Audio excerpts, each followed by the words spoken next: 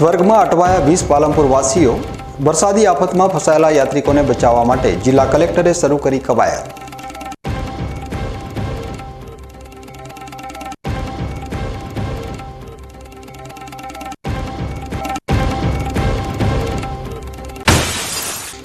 ડીસામાં ગરમીનો પ્રકોપ યથાવત।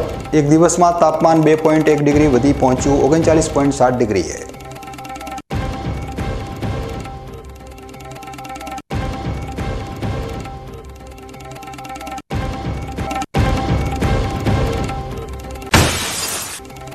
ધાનેરામાં ટેકાના ભાવે રાયડાની ખરીદીનો પ્રારંભ।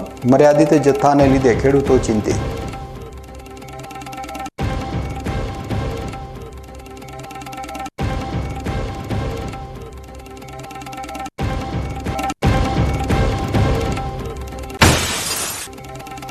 પાલનપુરના ગણેશપુરામાં શ્રી ઉમિયા માતાજીનો ભવ્ય પ્રાણ પ્રતિષ્ઠા મહોત્સવ સંપન્ન। હજારો ભક્તોએ લીધો લાભ।